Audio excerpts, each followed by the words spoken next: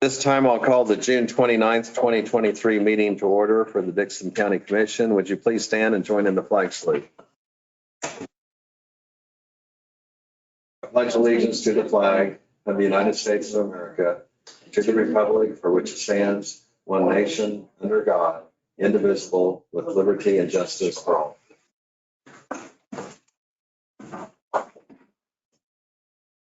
On our agenda, we have one item that we're going to be adding, and it's in regards to a potential executive session that would take place during the meeting if we receive a phone call. And otherwise, if we finish the meeting without that phone call, we will recess and then reconvene for executive session shortly thereafter. So with that addition to the agenda, I move that we approve the amended agenda. I'll second it. We have the motion and the second. Any question or discussion? All in favor say aye. Aye. Opposed? Motion carries. The consent agenda includes the minutes of the June 22nd meeting, expenditures of $217,315.25, security wire of $4,293, and then added tax of $12,100. I move to approve the consent agenda. Second. We have the motion and the second for approval of the consent agenda. Any other discussion? All in favor say aye. Aye. Opposed? Motion carries. Commission comments, Ron. Just real quickly, I want to make a comment about the Juvenile Detention Center. That was in the Abilene paper. I think there has been some misconception of what's going on. I think I've given you guys reports as I've served on this commission that everything is fine. And again, I want to assure you, everything is fine, Juvenile Detention Center. Okay, thank you. Craig. I have nothing. Dixon County EDC is going to have their monthly meetings next week. Also, they are participating and promoting a couple of ribbon cuttings, and there's one this afternoon. And then also what was at one time the Abilene Country Club and Golf Course, and then was Great Life Golf Course. And now under new ownership, they plan to open up the golf course out there on the northwest edge of Abilene. And that's supposed to take place this weekend. And so they're having some ribbon cuttings and things like that. So anyway, that will be a good addition. And then just earlier today, we continued our discussions as far as budget. And then also as far as the tax sale, which I think Janelle will cover in her report. And then also just kind of a note of interest, General Rame passed away. General Rame was the commanding general at Fort Riley. And he actually was the general that led the troops into Desert Storm. And he had been having some health issues and such. But anyway, he came back a few times to visit to Fort Riley because of his connection there, and his obviously cared deeply about all of his soldiers and those at Fort Riley and cared for his country. So it's truly kind of a hero, commanding general of Fort Riley. Certainly, it was saddened to hear the news. That's all I have. We do not have any petitions or proclamations. Public comments, would there be any comments from the public on anything that is not on the agenda? The next item we have then is our report of county officers, and our county administrator, Janelle Dockendorf, will take care of that. Also, our county councilor, Doug Thompson, is not able to attend today's meeting, so any information that would relate to his report, Janelle, if you'll go ahead and cover that. I will. I'll start with the tax sale. We had 57 properties, of which 6 did not sell, 4 in Abilene and 2 in Harrington. So overall, $187,000 will be coming back into the county, of which 33,000 of that is taxes for the 2022 year. So we had 15 properties that brought in more than what the taxes were for those properties, which is great. I think we had a very good turnout for that. So the excess dollars will go back to the previous owners there. So the next plan would be to start the process again this fall and hold another tax sale in the spring is our hope. So, and if you remember, this tax sale was for 3 years. We weren't able to have it during COVID. So it was kind of catch up, and 57 properties was pretty large. Normally we wind up in that 20, 25, 28 range. So, and then they've got a list of properties that they'll be sending letters to currently in preparation for the next tax sale. And what was the amount again that we received in taxes? $33,000 in taxes, and then the total amount was $187,000. So there's that delinquency that was there. So it's good to get those funds there, but also now that new people are taking over those properties, they'll be maintained is what the hopes are. Correct. But also, if they're able to have people live in them or get fixed up, that's the goal. It definitely is. So part of it. Mm-hmm. The other things I wanted to mention were we went out for bid for fuel unleaded in Robson, came in at $2.77.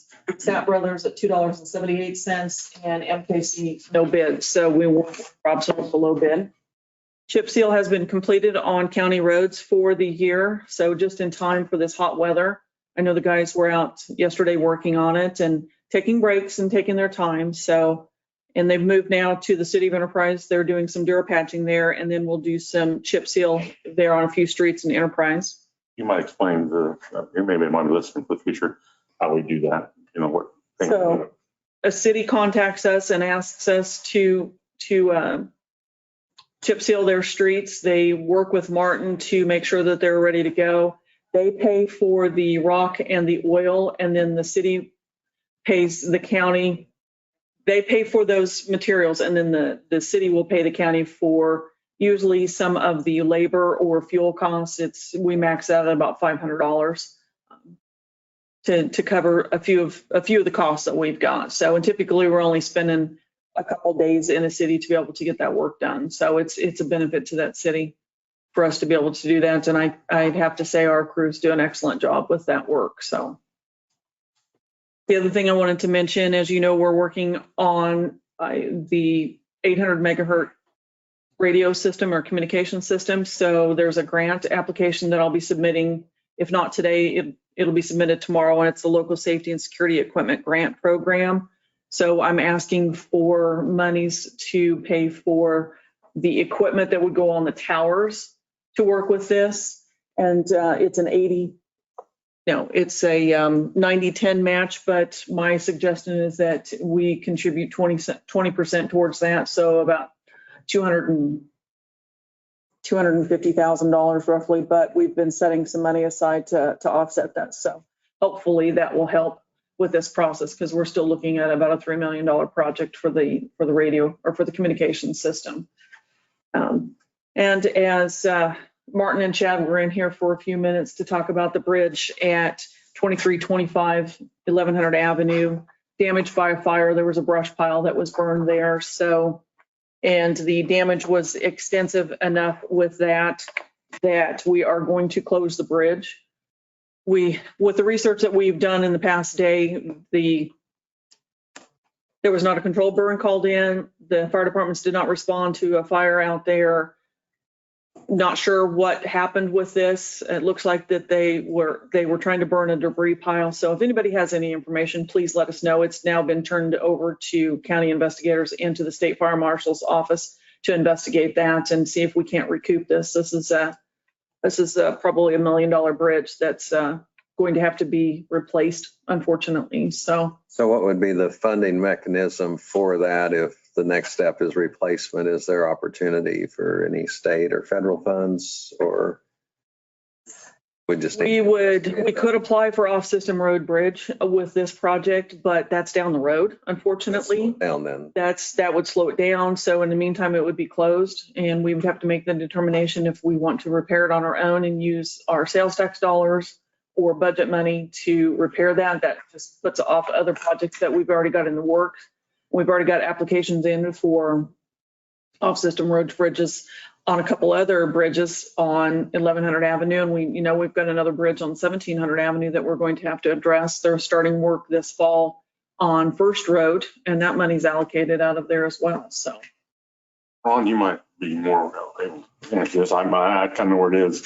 Do we need to replace the bridge? Is it an essential Yeah. bridge? Mhm. This one here is. It is Okay. because of the, Yeah. From- So a lot of, what would be the factors in determining it was an essential bridge? just the agricultural use down there. They can get around on other gravel roads, but getting to their grassland and to their farm ground, they'll need to cross this bridge to get to those areas. There's quite a few residents that if you There go are residents in that area. crossing the bridges.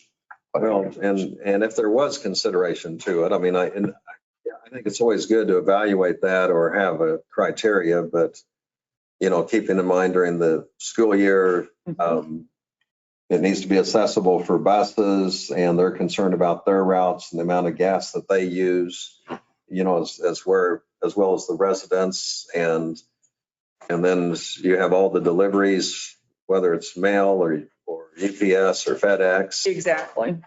And then I guess the other thing, obviously, if there's an emergency and we need to have the sheriff or ambulance down there. Exactly. And with the number of residents down there, Mhm. it's very important that we keep this open. But if you're looking at, since it's closed, we're looking at probably 2 years minimum before we'll be able to, unless we speed up. I mean, where we're going to get the money out if we put an emergency. Well, we're contacting our insurance company, see if we can't turn it in there and then follow through with an investigation, and see if we can't get any.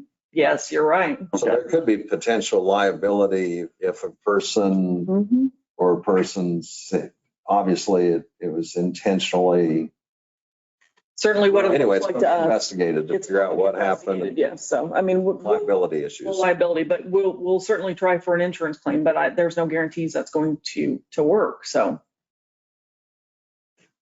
Okay.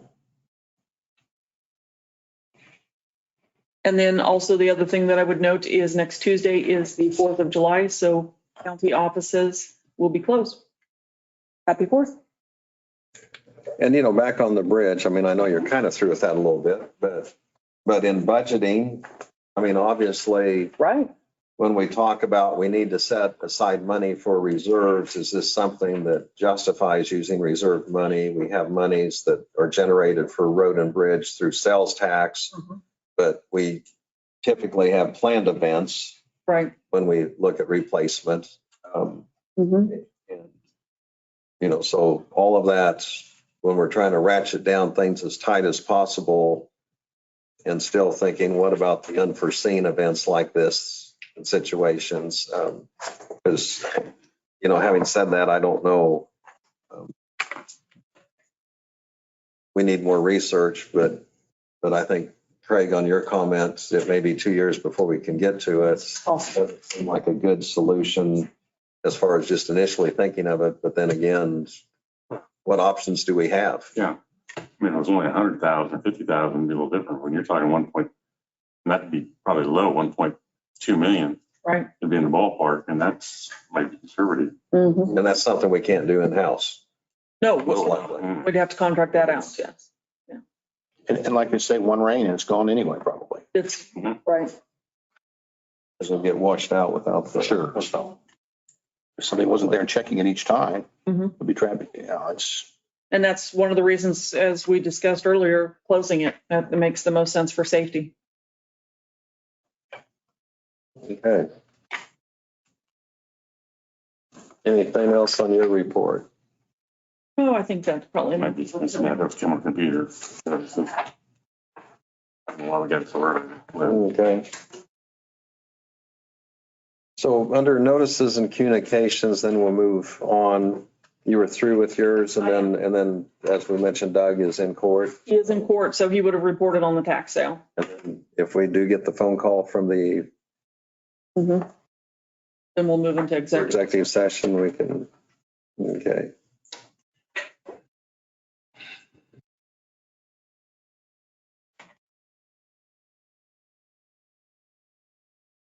Okay, so this is just an invitation.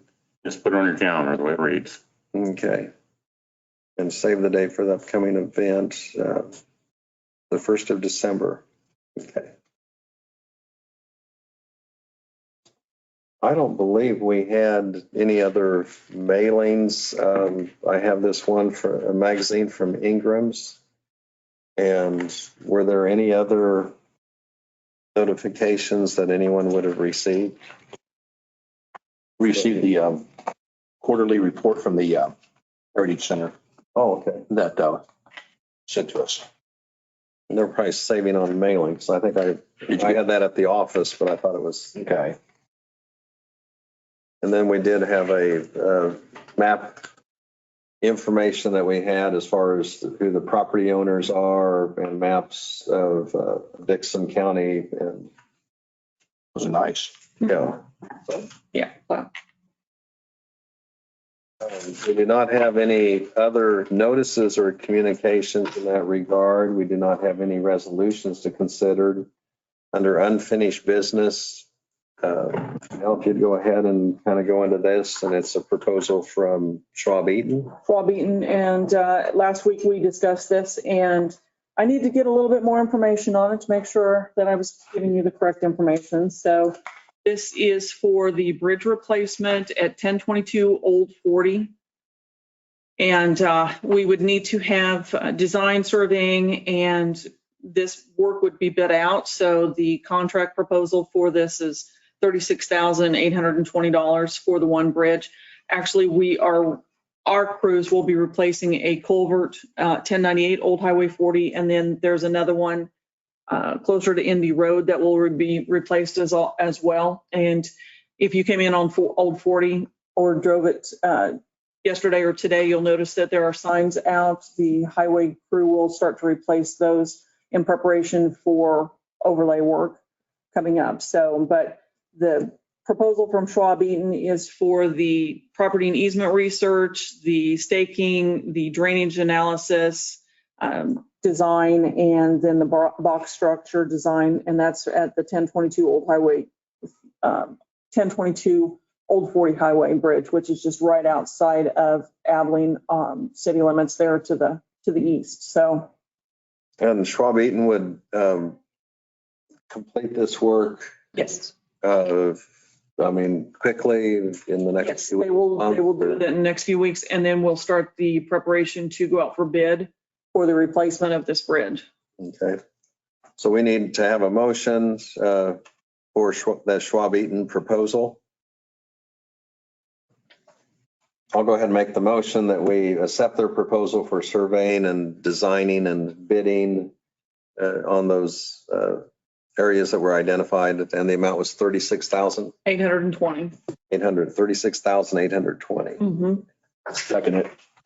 I was trying to round it down, like we did on our budget. Okay. We have the motion and then the second for acceptance of that proposal for $36,820, Schwab Eaton.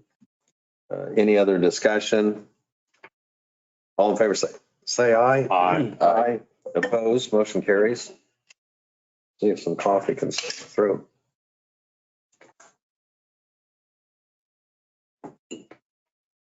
We do not have any other business. Sheriff, do you have anything you wanted to share with us or question, or you're here to observe or listen? Okay. So we do not have any other business. As mentioned earlier, we have an executive session that is planned, but we did not know if we'd receive the phone call in regards to that during our regular meeting, which we have not. And so what we're going to do is recess. And I'd make the motion that we recess until we receive that phone call, hopefully in the next 20, 30 minutes. And at that time, we will reconvene for the purpose of an executive session. And we'll make the motions at that time once we reconvene. So I have the motion to recess. I'll second. And a second. Any further discussion? All in favor, say aye. Aye. Opposed? Motion carries. We're recessed. We will have, I guess we'll keep things on here, and then as soon as we get that phone call, we'll be ready to go.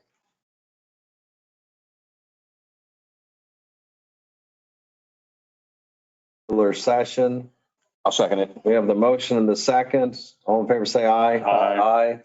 Opposed, motion carries. We're back to regular session.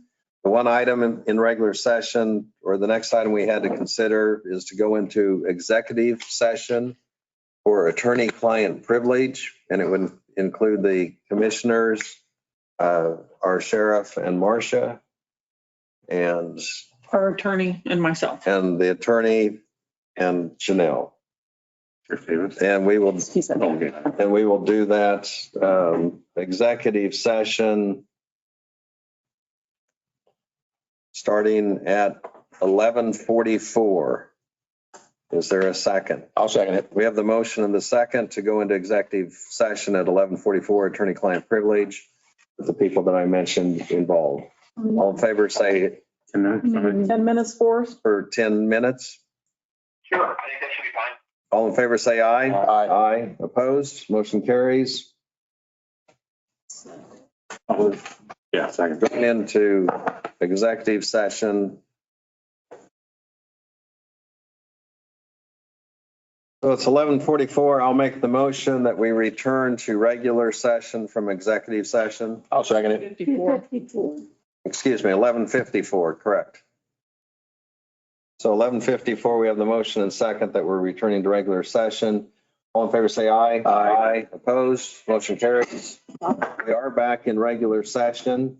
As mentioned before, on the original motion, we went into executive session for attorney-client privilege for 10 minutes. Next, what I have is I would like to make a motion that we go ahead and enter the agreement that was discussed. I'll second it. We have the motion and second to go ahead and sign the agreement that we discussed. Any further discussion or question? All in favor, say aye. Aye. Opposed? Motion carries. I would go ahead and move that we adjourn. And I'll second it. We have the motion and second to adjourn. Any other discussion? All in favor, say aye. Aye. Opposed? Motion carries. We're adjourned.